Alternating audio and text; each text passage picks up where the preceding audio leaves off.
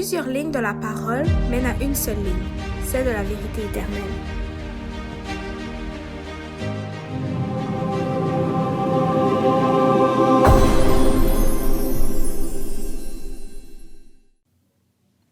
Donc, bonjour à tous et bienvenue à ce podcast. Merci de prendre votre temps de participer avec nous alors que nous aurons à élaborer la leçon que nous avions à étudier cette semaine qui a pour titre La mort de Jacques. Dans cette leçon, vraiment, nous avions pu voir Pierre délivré de la prison ainsi que la mort de Jacques. Pour en savoir plus et davantage sur cette histoire, je vous invite tous à lire Conquérant Pacifique, le chapitre 15. C'est vraiment un chapitre merveilleux. Ça explique bien détaillé ce qui s'est passé à cette époque et vraiment, à les lire, c'est vraiment intéressant. Maintenant, je suis accompagnée d'Olivier. Oui, bonjour à tous. Merci de nous écouter en ce moment pour l'étude de la leçon, un retour sur la leçon de Acte 12. Et dans le fond, après l'introduction que Léonie a pu faire, j'aimerais aussi l'inviter à prier avant de commencer cette leçon. Père des cieux, nous te remercions pour cette liberté que tu nous donnes de pouvoir partager ensemble ta parole, Père. Nous te demandons que maintenant, alors que nous allons ouvrir ta parole, que tu nous donnes de l'intelligence et ainsi de la mémoire afin que nous puissions comprendre et mémoriser ce que nous aurons à avoir, Père. Nous te demandons de bénir chaque personne qui nous écoute en ligne présentement, que tu puisses aller toucher leur cœur, Père, et que tu puisses aller subvenir à leurs besoins. C'est au nom de ton Fils unique que nous t'adressons ces mots. Amen. Amen. Donc, aujourd'hui, on va passer à travers les nombreuses questions qu'il y avait dans ce questionnaire. Et je voulais aussi vous faire remarquer qu'il y a deux questions 15, que la première question 15, dans le fond, après la question 13, cette question-là ne fait pas partie de ce guide-là, parce que Pierre, c'est pas Pierre qui est allé à Césarée, c'est dans une autre étude. C'est en fait Hérode, donc cette question-là n'était pas dans cette guide-là. C'est une erreur de notre part, mais on est désolé pour cela. Donc, c'est ça. Si on regarde l'étude, on voit que c'est une étude qui était quand même assez longue, mais il y a beaucoup de choses aussi qui est à voir et qu'il y a beaucoup de choses à comprendre. Et il y a beaucoup de choses aussi à appliquer pour notre temps. Et dans le fond, quand on commence à lire ça, c'est que on remarque qu'en même temps que la famine annoncée par Agabus tombe, qui est sous Claude, dans le fond, à Rome, Hérode, lui, était, dans le fond, représentant de Claude pour la contrée de Judée à cette époque-là. Et ce Hérode-là, dans le fond, a commencé à persécuter aussi les chrétiens. Puisqu'on voit que les Juifs aimaient ça, aimaient que les chrétiens soient persécutés, puisqu'ils pouvaient avoir pleinement le pouvoir pour eux, ou la gloire pour eux. Et il faut vraiment remarquer on peut remarquer aussi à travers la note numéro 1, de qui il était question plus précisément, de quel Hérode de qui on faisait question. Et vous allez pouvoir voir à l'écran plus précisément les temps de gouvernance de chacun des rois et leur importance dans la Bible, dans le fond, des rois d'Hérode. Dans le fond, on voit qu'il y a eu Hérode I, ou Hérode le Grand, qui a régné de 37 avant Jésus-Christ à moins 4 avant Jésus-Christ. Et on sait aussi qu'Hérode Ier est mort peu de temps après la naissance de Jésus, et il était donc celui qui a mis à l'exécution l'ordre pour tuer les premiers-nés. Et après ce roi-là, Hérode Ier, on voit qu'il y a un autre Hérode qui rentre au pouvoir, dans le fond, un de ses fils, qui est Hérode Agrippa Ier, et par la suite, Hérode Antipas. Et si vous fouillez un peu dans l'histoire, vous pouvez remarquer que ces deux rois-là ont gouverné en même temps, mais chacun avec une province. Puis, à la mort d'Antipas, Agrippa a pris le pouvoir total de tout. Et on voit dans le fond qu'Antipas a reçu la Galilée et la Pérée. Et donc, c'est lui qui a tué Jean-Baptiste et qui a régné de 4 avant Jésus-Christ à 39 après Jésus-Christ, dans le fond, jusqu'à sa mort. Et à la mort d'Antipas, Agrippa a repris les possessions de son frère, qui est la Galilée et la Pérée. Et Agrippa Ier était lui, dans le fond, qui régnait sur la Judée. Et la Judée, dans le fond, c'est où Jacques est mort, c'est où la majorité des prophètes de Dieu, la majorité aussi des disciples de Christ et les apôtres étaient. Et donc, il a pris possession, dans le fond, de ces territoires-là, de 37 à 44. Et on peut voir dans cela que la datation de la naissance de Jésus est mauvaise, logiquement, puisque Hérode Agrippa est mort, Hérode le premier, le grand, est mort 4 ans avant la naissance de Jésus. Donc, il y a un problème, puisque s'il est mort 4 ans avant la naissance de Jésus, puis que c'est lui qui a mis à l'exécution, dans le fond, le plan pour tuer Jésus, comment il a pu mettre en exécution un plan si Jésus n'était même pas né? Donc, on voit qu'il il y a un problème ici. Et comment on peut remarquer, dans le fond, cette chose-là qu'il y a une erreur? Dans le fond, on voit que Hérode Ier, il y a eu une erreur, dans le fond, de calcul.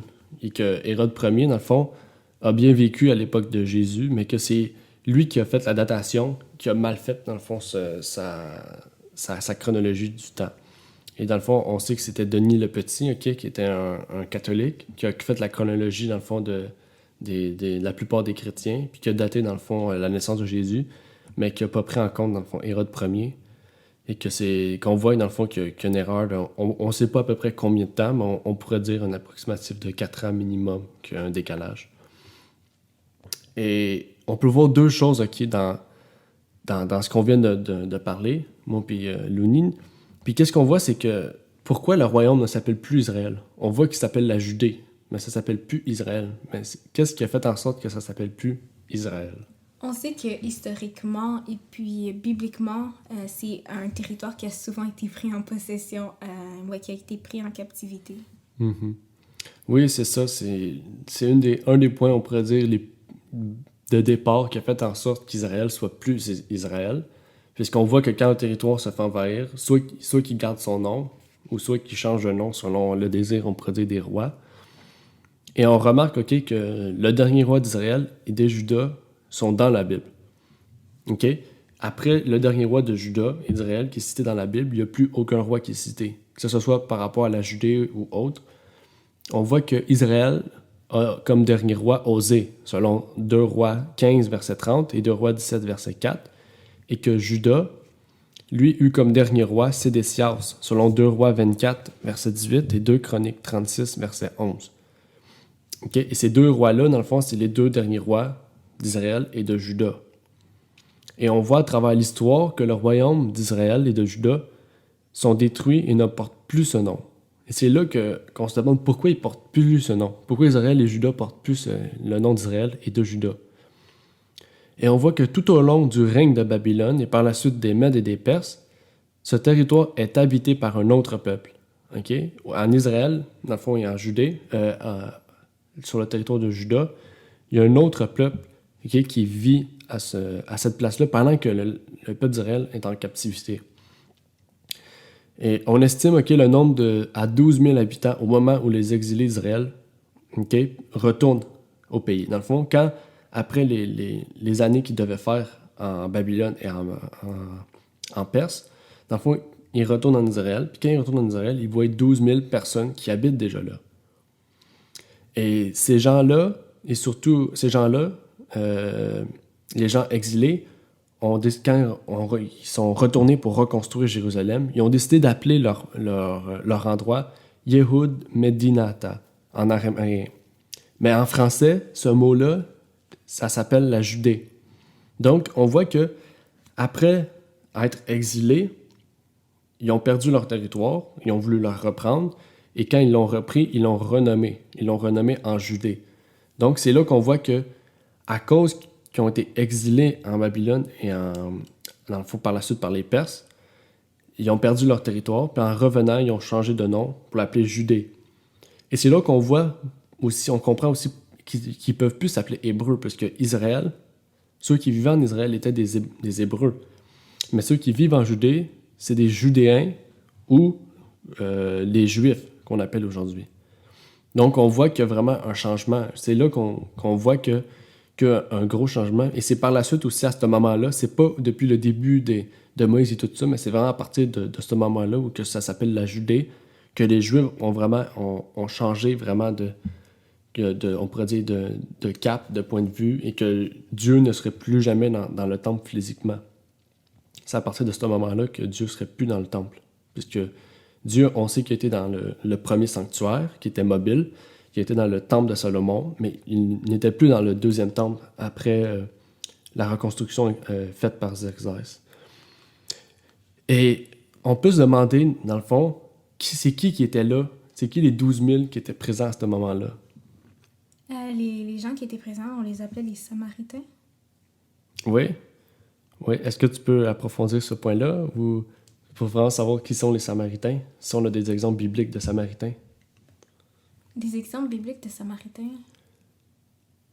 Est-ce que Jésus a parlé à des Samaritaines? Oui, ou... ouais, c'est vraiment loin dans ma tête, désolée. Oui, on sait que Jésus a parlé avec la Samaritaine lorsque... C'est à lui vraiment, c'est à elle qu'il avait demandé de l'eau à boire. Ça, c'est un exemple de Samaritaine. On sait que ce sont toutes des personnes qui se sont mariées avec des païens. Oui, c'est ça. Historiquement, on n'a pas des appuis, on a des appuis bibliques sur ça, un peu, mais vraiment, on sait que par les Juifs qui accusaient les Samaritains, justement, qui profanaient, dans le fond, le temple, on pourrait dire, et on peut retrouver ça dans le Prophète et Roi, dans le fond, que les Samaritains voulaient apporter leur aide aux Juifs dans la reconstruction, mais les Juifs n'ont pas voulu, ils ont refusé. Et Sir White explique qu'ils ont bien fait de refuser, puisque les Samaritains, oui, c'était des Juifs qui avaient décidé d'adorer Dieu, mais en se mariant avec des païens, comme Looney vient de dire, ben, ils ont rejeté Dieu, dans le fond, puisque Dieu avait dit de ne pas avoir des alliances illicites avec des païens. Et on voit que le fait qu'ils aient fait des alliances avec eux, puis que les Juifs ont refusé, dans le fond, ils ont fait ce que Dieu voulait, qu'ils refusent, dans le fond, les alliances avec les païens. Et dans le fond, même jusqu'à aujourd'hui, même à l'époque de Jésus, on voyait que les Juifs dédaignaient, dans le fond, les Samaritains, au point qu'ils ne voulaient pas rentrer en contact avec eux, puisque les Samaritains, pour eux, c'était une race, on pourrait dire, perfide, une race méchante, une race païenne. Et c'est pour ça que, dans le fond, on voit que les Juifs, quand Jésus allait voir les Samaritains, ou il faisait les paraboles avec le Samaritain, les Juifs ils trouvaient que c'était pas correct. Mais pourtant, Jésus est allé vers eux. Ça ne veut pas dire qu'il est allé vers eux, qu'il s'est associé avec eux. Mais il est allé avec eux parce qu'eux aussi devaient recevoir la vérité. Et il y a une autre question qui vient avec ça, puisqu'on voit comment les Juifs ont réagi face aux Samaritains. C'est pourquoi les Juifs, et non les Hébreux, OK? Pourquoi les Juifs sont devenus si légalistes au temps de Jésus? Dans le fond, depuis la fondation de la Judée, on pourrait dire, ils sont devenus légalistes. Mais pourquoi? Par crainte de refaire des erreurs du passé, c'est là que maintenant ils se mettent un mur devant eux pour faire en sorte d'éviter les erreurs du passé. C'est comme aller de l'extrême tout en sachant qu'on ne va pas devenir lousse face à des situations comme ça, encore une fois. Oui, c'est vrai. Quand on remarque ça, c'est vrai qu'on peut voir ça, puisque on voit que les Hébreux, OK, on pourrait dire qu'ils avaient compris ce que Dieu a voulu dire, mais ils sont allés dans vraiment l'extrême inverse, on pourrait dire, de ce que Dieu avait dit. Dans le fond, Dieu avait dit de ne pas avoir des alliances illicites avec eux. Eux, ils ont dit, OK, on va pas avoir des alliances avec eux, mais ils sont tombés dans le piège, puis ils sont quand même allés vraiment à l'inverse de vraiment tout faire ce que Dieu interdisait. Tandis que là, les Juifs, en voyant ce que les Hébreux ont fait, en voyant qu'est-ce qui est arrivé à l'Israël, puis tout, ils ont dit, OK, bon, on ne crée plus aucun lien. Vraiment, on est extrémiste, on ne crée plus aucun lien avec les Samaritains. On ne veut plus rien savoir des Samaritains, rien savoir d'aucune race. On reste dans notre coin, on fait tout. Mais pourtant, en faisant ça, dans le fond, ils bloquent, dans le fond, la vérité pour les autres. Dans le fond, ça devient du légalisme.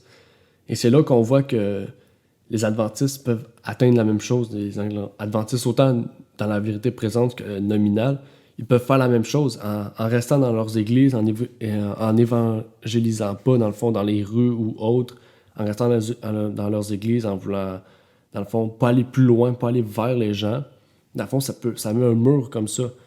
Et par le fait aussi comment on s'adresse aux autres, comment on crée des liens envers les autres pour amener, dans le fond, la vérité, ça fait juste leur faire peur, dans le fond. Parce que du fait qu'on dit, si vous acceptez pas le sabbat, ben, vous êtes mort, vous allez périr toute votre vie. Dans le fond, c'est pas comme ça que la vérité doit être entendue, dans le fond. Et on voit même qu'au point que la Judée, les rois n'étaient plus choisis par Dieu. C'est plus Dieu qui dirigeait, mais c'était bien à ce temps les territoires qui étaient à ce moment-là. Dans le fond, les Hérodes ont été mis au pouvoir par la Rome. C'est plus par Dieu qui a été mis au pouvoir. Donc, les rois aussi étaient corrompus par ça.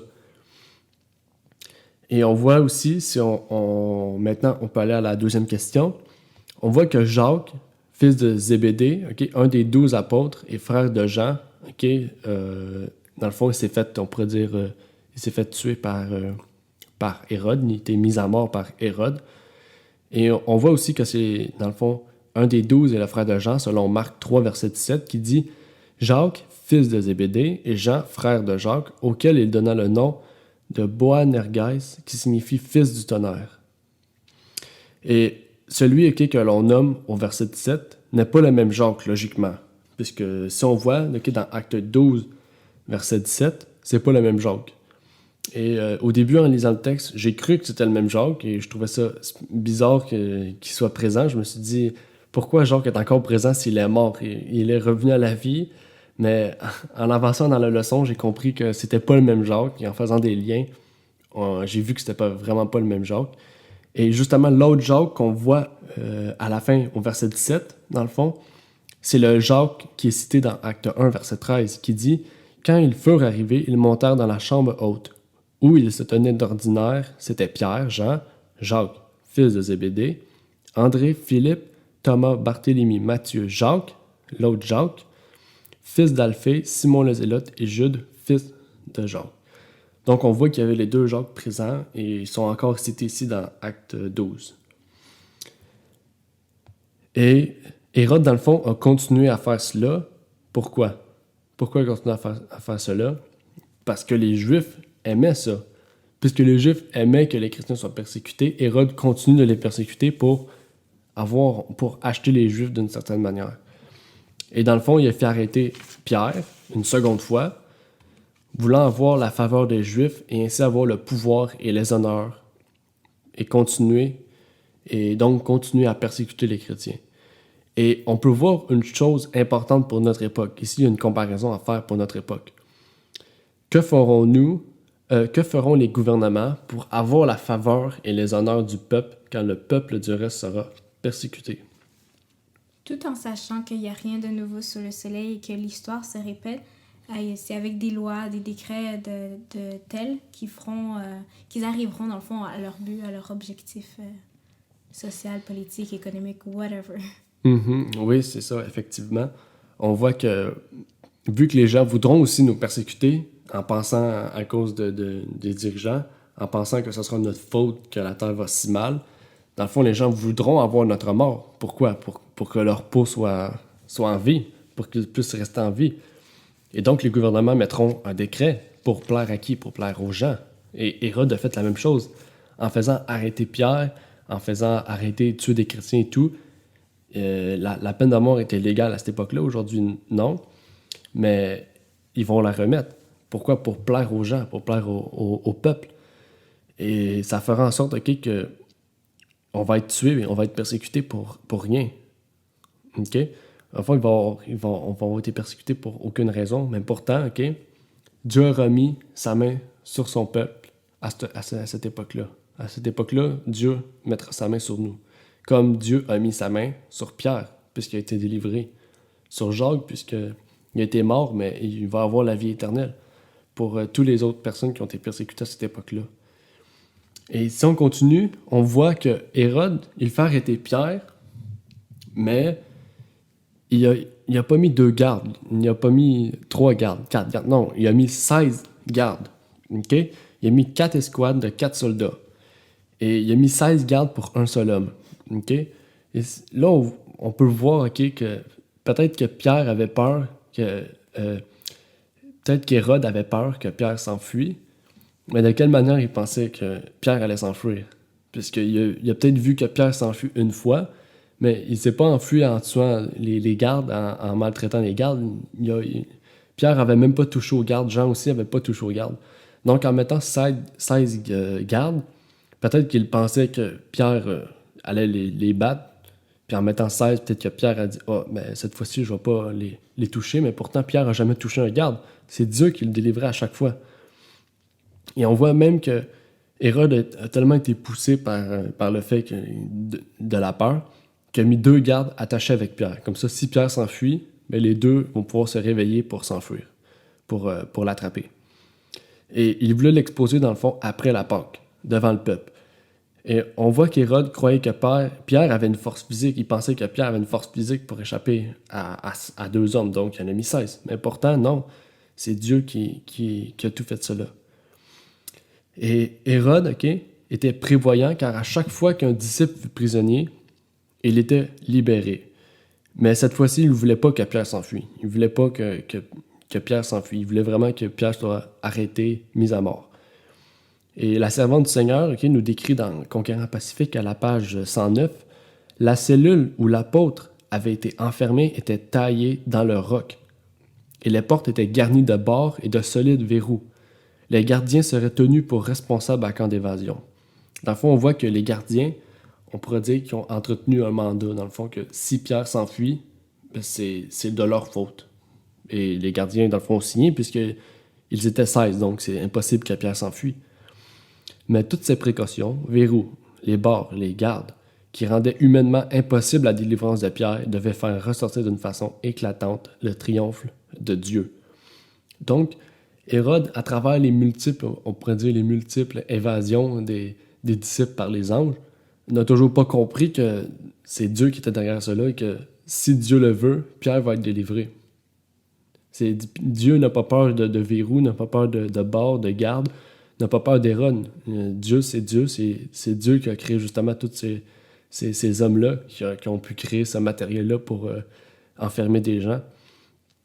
Et on voit qu'à l'inverse, l'Église, entre-temps, était en train de prier. Et c'est la même chose qu'on va devoir faire à la fin des temps. On va devoir prier pendant que certains seront emprisonnés, pendant que d'autres seront devant les tribunaux, pendant que d'autres seront en fuite. Nous aussi, si nous sommes plusieurs, nous devrions prier à ce moment-là et jeûner justement pour nos frères, pour ceux qui seront dans ces états-là, puisque Dieu va les délivrer aussi quand son bon plaisir le voudra. Et on voit aussi que Pierre est donc resté plusieurs jours dans la prison. C'est pas une journée qui est restée ou 2 jours, c'est pas une journée avant la Pâque, mais c'est bien avant les jours des pains sans levain. Et les pains sans levain duraient 7 jours. Donc, on voit qu'il est resté minimum 8 jours si on compte la Pâque. Et Pierre était lié avec 2 autres soldats, dans le fond, dans sa prison, avec lui. Ce qui veut dire que si Pierre était délié, eux aussi, ils étaient déliés. Et cela empêchait donc toute œuvre humaine d'être effectuée pour délivrer Pierre. Et on peut voir aussi à quel point la foi de Pierre était ferme. Peut-être que vous ne l'avez pas vu dans le texte, mais si vous ne l'avez pas vu, on va vous le dire, on va le dire, nous, puisque nous, on l'a vu et on veut que vous le voyez aussi. Et c'est ça ma question pour Luni. Comment on peut voir que Pierre avait une foi ferme? On peut voir qu'il avait une foi ferme, juste dans le fait déjà qu'il ne s'est même pas engagé jusqu'à preuve du contraire dans la Bible. C'est pas démontré qu'il s'est battu avec les gars. Mais il est juste resté là, calmement, en train de dormir, en train de... C'est comme si c'est quelque chose qu'il attendait, qu'il savait que c'est sa mission, donc c'est les conséquences qui viennent avec sa mission. Puis il l'avait accepté, il était juste là, dormir, entre 2 gardes, enchaîné. Oui, effectivement, c'est ça justement qu'on voit qui est étonnant. À la première vue de la lecture du texte, on peut se demander, mais Pierre, c'est pas écrit que Pierre avait une foi ferme, on peut dire, mais pourtant, s'il avait pas une foi ferme, je pense pas qu'il serait là en train de dormir paisiblement sur 2 gardes, sans être stressé, sans être anxieux ou sans malaise. Même moi, je pense pas que dormir entre 2 gardes, avec 16 gardes qui me défendent, avec souterrain en plus, liés, je pense pas que j'aurais... Si j'aurais été à la place de Pierre, je pense pas que j'aurais peut-être dormi paisiblement. Peut-être dormi, mais dormi entre... Avec un œil ouvert. C'est ça, avec un œil le ouvert. stress, le cœur qui... boum, boum, boum. Oui, ça c'est sûr. Et on voit que Pierre, il avait une confiance parfaite en Dieu, puisqu'il dormait. Et qu'est-ce qui est plus étonnant, c'est comment l'ange est venu. L'ange entrant dans la pièce, en ouvrant pas une porte, en ouvrant toutes les portes. Il est venu en ouvrant toutes les portes, comme un humain normal. Il est venu en ouvrant toutes les portes de la prison. Il les a refermés sans aucun bruit, ok, tel un agent secret, ok, qui vient sauver une personne qui est prise par un pouvoir malsain. Ok, l'ange vient sans faire de bruit, il vient, il rouvre toutes les portes. Il vient ensuite délivrer Pierre sans aucun bruit. Les chaînes n'ont fait aucun bruit. Et même sa lumière, puisque l'ange, on sait qu'il est venu glorieux pour que Pierre puisse voir que c'est un ange.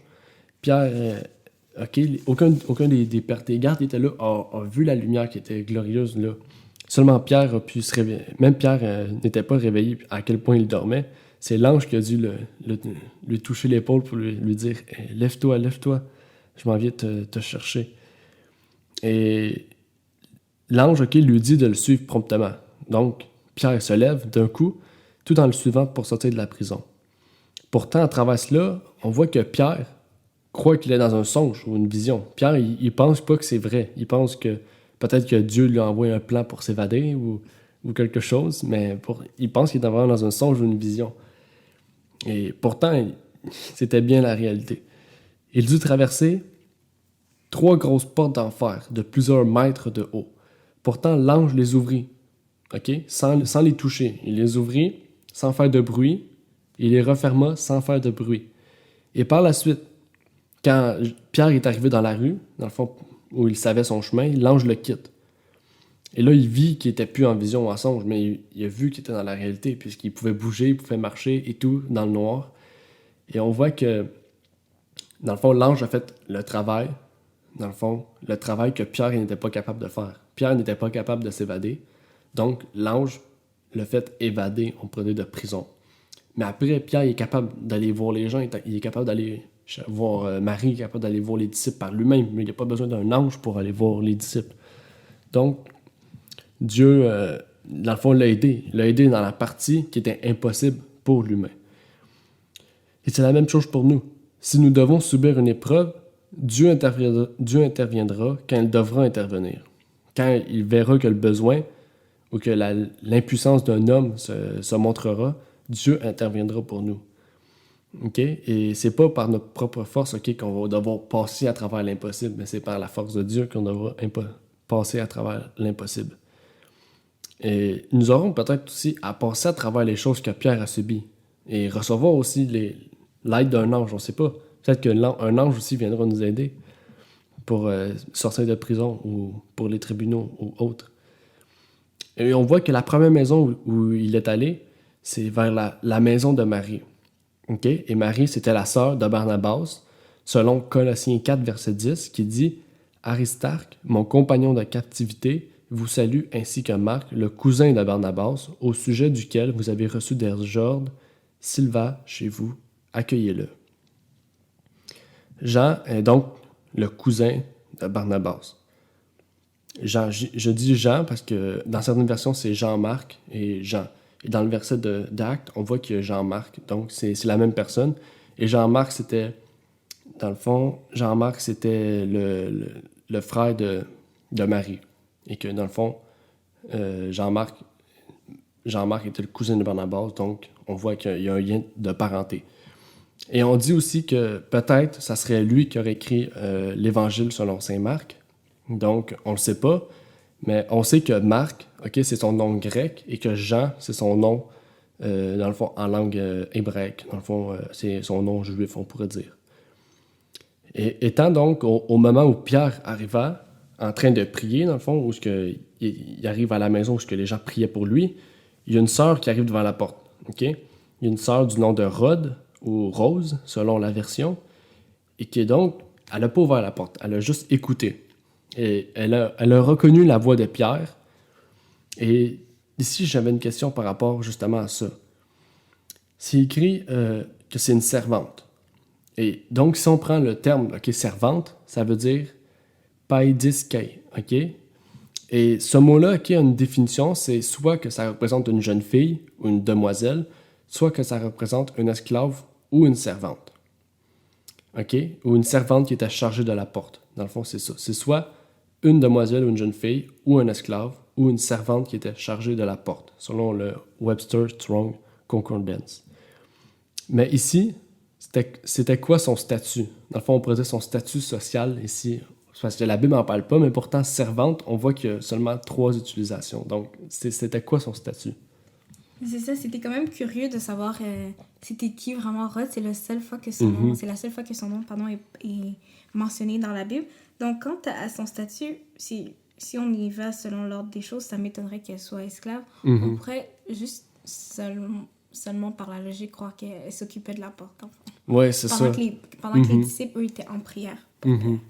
Mais c'est ça aussi que, je veux dire, j'aurais pu voir. Soit que c'est une jeune fille ou une demoiselle, parce que elle s'appelle Rod et c'est Rose, donc c'est un nom de femme habituellement. Et on voit que ça peut être une servante qui était chargée de la porte. Et on peut conclure ça. C'est pas une conclusion, c'est un approximatif.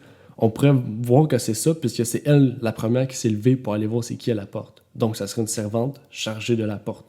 Donc, c'est logique, dans le fond, que ça soit vraiment une servante. Servante, ça veut pas dire que c'est un esclave, ça veut pas dire que c'est une personne soumise à un maître, mais ça veut juste dire quelqu'un qui a été mis pour tâche de servir en tant que substitut, on pourrait dire, de la porte. Là. Et peut-être qu'elle était aussi une jeune fille ou une demoiselle, on ne sait pas. Et peut-être même que ce n'était pas une servante chargée de la porte, mais la Bible dit servante, donc c'est pas à nous de conclure, mais on peut montrer les différentes façons de le comprendre. Ce qui me frappe le plus, dans le fond, au verset 15, si on continue la leçon, c'est que les chrétiens présents ne l'ont pas cru. Mais ils ont dit que c'était son ange. Dans le fond, que c'était pas Pierre, c'était son ange qui était là. Qui, dans le fond, on pourrait dire qu'il a pris son apparence. Est-ce qu'ils croyaient vraiment que c'était l'ange gardien de Pierre, dans le fond, l'ange de Pierre, ou ils croyaient que c'était un ange, on pourrait dire, quelconque dans le ciel, qui était venu ayant pris la voix de Pierre? Selon ce qu'on peut comprendre de ce qui est écrit, c'est que les disciples pensaient vraiment que l'ange qui était présent, c'était l'ange gardien de Pierre. Oui, dans le fond, on peut retrouver ça dans le Conquérant Pacifique. Si vous fouillez dans le chapitre qui décrit Acte 12, et on voit que si ça aurait été vraiment l'ange de Pierre, l'ange aurait une lumière éblouissante, puisqu'on pourrait dire, la plupart des cas, l'ange vient d'une façon à voir que c'est un ange, à comprendre que c'est un ange, et c'est rare qu'un ange vienne on pourrait dire, sous forme humaine dans la Bible, à part dans l'Ancien Testament, qu'on voit vraiment, en cas vraiment important où qu'un ange doit prendre un humain, mettons, pour Lot, il doit prendre l'humain pour le sortir d'une ville, ou comme Moïse qui devait aller manger avec lui pour lui faire passer un message. Mais dans un cas vraiment pour venir pour quelque chose, on pourrait dire, moins important, moins grave, l'ange vient d'une façon, de sa façon naturelle. Et pourtant, après cela, puisque Pierre en continuait à cogner devant la porte, ils ont ouvert la porte et ils ont vu que c'était Pierre. Ils ont donc été stupéfaits, puisque pour eux, Pierre est en prison. Et donc, on pourrait dire qu'ils ont lancé des cris de joie et tout, mais Pierre leur a dit, dans le fond, de ne pas faire de bruit, puisque c'était le soir. Si on suit la logique des choses, Pierre est sorti, il faisait nuit, donc c'était la nuit ou le soir. Et donc, il a pu raconter sa vision à eux, et sa vision. Dans le fond, c'était pas une vision. Ils ont pu raconter l'échange avec l'ange qui l'a fait sortir de prison. Et on voit aussi que ce moment-là a été un moment pour tous les chrétiens, puisque tous les chrétiens de l'époque, on peut entendre cette histoire-là, on pourrait dire, et on peut se réjouir avec Pierre de sa délivrance. Et le plus drôle dans tout cela, c'est quand que les soldats se sont réveillés, ils ont vu qu'eux, ils étaient encore attachés à leur poignet, mais que Pierre n'était plus présent au milieu d'eux, et qu'il a pu sortir à travers tous les autres soldats, mais que toutes les portes étaient fermées, toutes les grosses portes en fer étaient fermées, les portes de la prison, et tout était fermé. Comment Pierre a pu sortir physiquement? Et donc, ils ont été agités, ils ont été troublés par ça, parce que Pierre n'était plus là. Et ils se demandèrent donc comment il fait pour sortir. Et il était vraiment troublé, dû au fait aussi que si Pierre n'est plus là, nous, on va mourir aussi, puisque c'était l'accord qu'on s'avait attendu avec Hérode. Si Pierre s'enfuit, nous, on va mourir. Donc, Hérode, c'est ça qu'il a fait. Et il a pu trouver Pierre. Donc, il a mis les soldats en procès. Et c'était ça l'entente, dans le fond, entre Hérode et les soldats. Et dans le fond, ils ont été passibles de mort. Ils ont été mis à mort. Et la servante du Seigneur nous dit dans Conquérant Pacifique, à la page 132, Hérode fut particulièrement irrité par le récit de cette fuite. Accusant les gardiens de négligence dans leur travail, il les fit mettre à mort. Il savait bien qu'aucune force humaine n'était intervenue en faveur de Pierre. Donc, on voit que Hérode savait qu'aucun être humain aurait pu sortir par lui-même de cela, mais il n'a pas voulu reconnaître ça, puisque c'était continué en disant « Mais il ne voulait pas avouer que la puissance divine avait frustré ses desseins, et il préféra défier Dieu. » On voit que dans la version de Louis II, de 21, vraiment particulièrement elle de 21, elle utilise le thème originel, à savoir que les soldats furent amenés pour leur exécution et non au supplice, puisque le supplice n'amène pas la mort, pas toujours la mort. Elle peut amener la flagellation sans la mort, tandis que l'exécution amène nécessairement la mort. Donc, si on continue, on voit que Hérode, par la suite, il est descendu de Judée, où était Jérusalem et le palais du roi, pour aller à Césarée. Une ville, dans le fond, qui était tout près de la mer. Vous pouvez la voir sur la carte, que la ville de Césarée, dans le fond, où elle était. Et on voit qu'elle était vraiment près de la mer Méditerranée. C'était une des villes les plus proches de la mer Méditerranée. Et aussi, cette ville-là, c'était une ville où il y avait beaucoup de plaisir et des fêtes. Et on voit aussi que Hérode est allé là-bas pour, oui, régler des différends qu'il avait avec les différents peuples, selon les textes qu'on a pu lire, mais aussi pour les attraits. Puisque après avoir réglé les différends, là, il a amené la paix.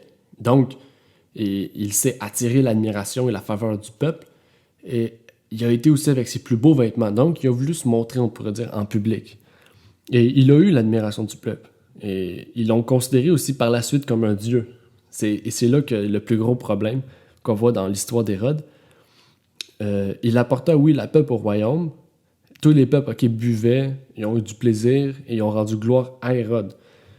Pourtant, ces mêmes gens, on voit que les mêmes gens qui ont adoré un homme, Hérode, ont persécuté Christ un peu de temps auparavant.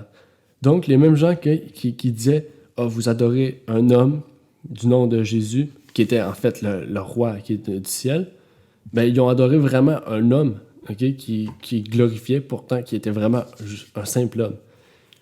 Et c'est là vraiment l'état le plus grave du peuple. Et qu'on voit que même si on suit la loi à la lettre, ça ne veut pas dire qu'on ne commet pas d'erreur. Parce que eux, ils disaient suivre la loi à la lettre, mais pourtant, ils ont fait en sorte que Hérode trouve la mort. Et il y a quelque chose aussi qu'on peut appliquer à notre époque qui est vraiment important. Comment on peut l'appliquer au sein de l'adventisme moderne? D'accord. Par exemple, comme Hérode, lui, comme tu l'as mentionné plus tôt, c'est sûr qu'il sait que c'est par la puissance de Dieu que Pierre a été délivré. Puis il le sait. Et pourtant, c'est pas quelque chose qu'il est allé partager au peuple, comme on va le voir plus tard. Ce qu'on pourrait comprendre, c'est comme avec les dirigeants de l'Adventisme. Ils ont un message qu'ils doivent partager à travers le monde, mais même qu'ils ont l'occasion, qu'ils sont en présence de grandes personnes de télévision de ce monde, puis que ce serait pour eux de partager le message, c'est pas quelque chose qu'ils font. Ils arrivent devant tout le monde, ils sont bien habillés, bien coiffés, comme on pourrait dire le roi Hérode, mais il n'y a rien d'important vraiment, il n'y a rien de missionnaire qui sort de leur bouche, il n'y a pas un partage qui pourrait amener un réveil, un message de repentance, il n'y a rien, ils ne partagent rien d'important. OK, ouais, ça peut être un bon point à comprendre. Et on voit que justement, c'est ça que si on parlerait plus précisément dans le fond du dirigeant de la nouvelle organisation adventiste, on voit que cet homme-là amène il y a un tact, un certain tact, il y a un charisme devant le peuple, un peu comme Hérode. Et on voit que tout ce que le peuple a besoin, dans le fond, qu'est-ce que cet homme apporte, c'est tout ce qu'un peuple a besoin, on pourrait dire, d'un chef, selon la pensée de l'homme. Mais pourtant, Dieu a dit que c'est lui qui devrait diriger son peuple. Comme au début de l'Église adventiste, Il y avait un président, mais ce président-là, c'était pas le seul homme qui dirigeait, qui prenait les décisions finales de l'organisation. Il y avait comité, on pourrait dire plusieurs personnes qui priaient pour que, justement, que le mieux se fasse pour cette organisation, on pourrait dire cette organisation-là, qui était l'Adventiste des pionniers. Et la question qu'il faut se poser, c'est que si pour être président, on pourrait dire, de la conférence générale en ce moment, il faudrait qu'il suive les commandements de Dieu et la foi de Jésus. Mais pourtant, est-ce qu'il suit les commandements de Dieu et la foi de Jésus? Non. Non. Donc, s'il ne suit pas ces choses-là, il peut déjà pas être président, mais il peut pas diriger, dans le fond, une organisation de cette ampleur-là surtout. Puisqu'on voit qu'à la même époque des apôtres, Hérode fut glorifié, mais à ce moment-là, il rend aussi gloire à Tadulcin et à leur divinité, qui est la Trinité. Et ils font la même chose. Ils persécutent le Fils de Dieu et son peuple. Et ce qui arriva au temps d'Hérode, arrivera aussi aux dirigeants qui dirigent pour leur gloire, méprisant la loi de Dieu. Et Hérode n'a pas été tué par un homme. Donc, c'est pas à nous de vouloir détruire l'organisation. C'est Dieu qui va le faire par sa propre main. Et c'est relaté à plusieurs reprises dans Événements des derniers jours pour, on pourrait dire, les faux bergers ou les mauvais pasteurs qui auront méprisé les prophéties bibliques et qui auront caché, on pourrait dire, les vérités au peuple. Hérode savait. Il savait tout ça, qu'il ne fallait pas qu'il prenne la gloire. Il savait qu'il ne pouvait recevoir tout ce que le peuple lui donnait. Mais pourtant, il l'accepta. Mais la mort lui tomba dessus, par le même ange qui délivra Pierre. Et la servante du Seigneur, elle nous dit, dans Conquérant Pacifique, à la page 134, l'ange même qui, dès par vie céleste, était venu au secours de Pierre, fut le messager de la colère de Dieu et de son jugement pour Hérode. Il avait frappé Pierre pour l'éveiller de son sommeil, mais ce fut d'une toute autre main qu'il frappa le roi vicieux. Il bafoua son orgueil en lui infligeant le châtiment du Tout-Puissant. Hérode expira, après une terrible agonie sous le jugement réprobateur de Dieu. Et on peut se demander pourquoi Hérode fut frappé par la main de Dieu. Comme tu as pu le préciser, il le savait, dans le fond, qu'il ne méritait pas cette adoration. Pourtant, il a accepté l'adoration du peuple. Puis tout ça, dans le fond, ce que ça fait, c'est que ça a gonflé son orgueil. Il a aimé ça. C'était comme pour lui... Attends, je vais recommencer, d'accord? Dans le fond, il a accepté l'adoration du peuple à son issue parce que pour lui, c'est... Même s'il savait qu'il ne devait pas l'avoir, c'est quelque chose qu'il aimait. Le peuple, ensemble, il criait pour lui. Et puis, il a défié, dans le fond, il cherchait à défier Dieu. C'est ce qu'on peut comprendre aussi. Puis ça a gonflé son orgueil. Ça l'a tellement gonflé son orgueil qu'on comprend que pourquoi Dieu, il fallait, dans le fond, qu'il dégonfle cette personne. Oui, il fallait qu'il le dégonfle. Et justement, en le dégonflant, il a attrapé la mort, on pourrait dire, par la main divine. Et la chose, la principale chose, qui, dans le fond, pourquoi il a attrapé la mort, c'est qui a été, on pourrait dire que le peuple l'a glorifié et qu'il a accepté ça. Mais aussi, si on relit ça avec la Bible, c'est vraiment parce qu'il a méprisé le deuxième commandement, à savoir celui d'avoir un autre Dieu devant sa face. Donc, Hérode savait qu'il avait renié ce commandement-là, mais on pourrait dire que sa nature humaine a eu le dessus sur lui. Et pourtant, ce fut un message plus puissant pour ceux qui veulent entendre cette mort atroce.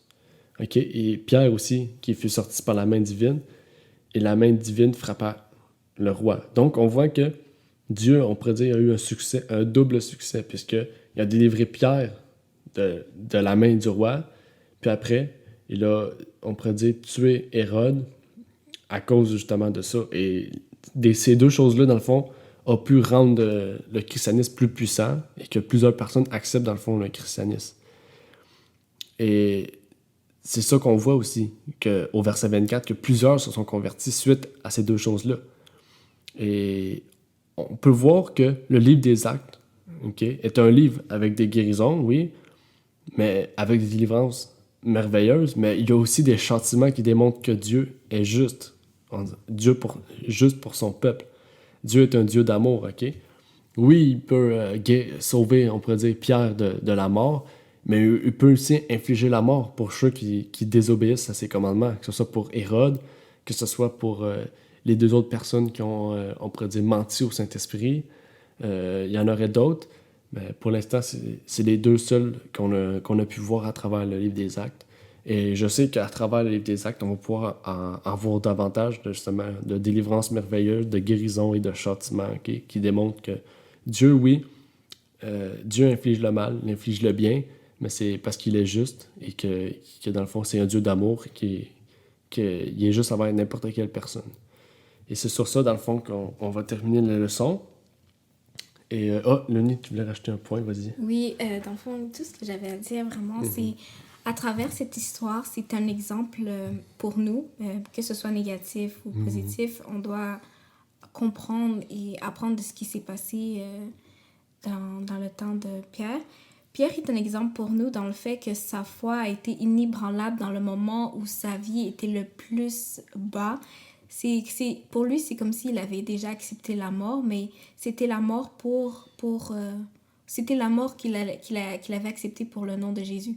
Parce qu'il savait que cet acte allait être un témoignage pour les autres qui l'entouraient. Et savoir qu'il avait fait sa mission sur Terre et qu'il y avait encore d'autres personnes qui allaient continuer à porter cette mission.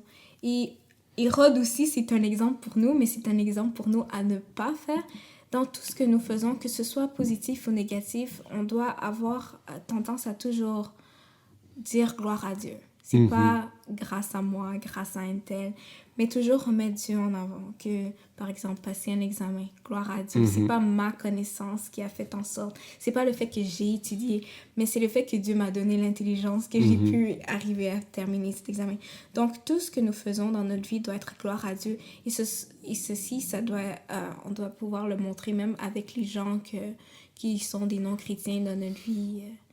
Et leur faire comprendre que c'est pas par notre force qu'on arrive à vivre sur cette terre, mais que c'est par la puissance du Saint-Esprit de Dieu que nous avançons chaque jour sur la route du chrétien. Oui, effectivement.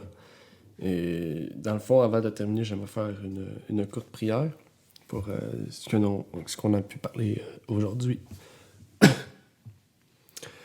Notre Père qui est aux cieux, j'aimerais te prier à ce moment de partage et d'études, Seigneur, que tu puisses nous éclairer sur la compréhension de Actes, Seigneur, et que tu puisses nous guider chaque jour sur cette parole, Seigneur, sur le livre de vie, Seigneur, le livre qui nous mènera à la vie éternelle, que tu puisses nous éclairer, que tu puisses nous permettre aussi de partager ces vérités, Seigneur, que tu puisses nous permettre de non seulement les partager aux adventistes, Seigneur, qui ne comprennent pas ou qui ne l'ont pas accepté, Seigneur, mais aussi à toute personne, que ce soit aux autres dénominations, que ce soit aux païens, Seigneur. Chacun doit recevoir cette parole de vérité, Seigneur, et chacun a le droit à cette parole, Seigneur. Donc, guide-nous vers les gens que tu veux que nous donnons ce message, Seigneur, et bénis-nous en cette journée d'études, Seigneur. Je te prie au nom de ton Fils, Jésus-Christ. Amen.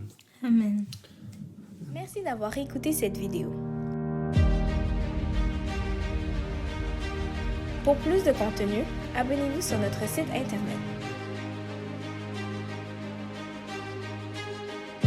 Il est également possible pour vous de nous suivre sur notre page Facebook et de nous contacter par email.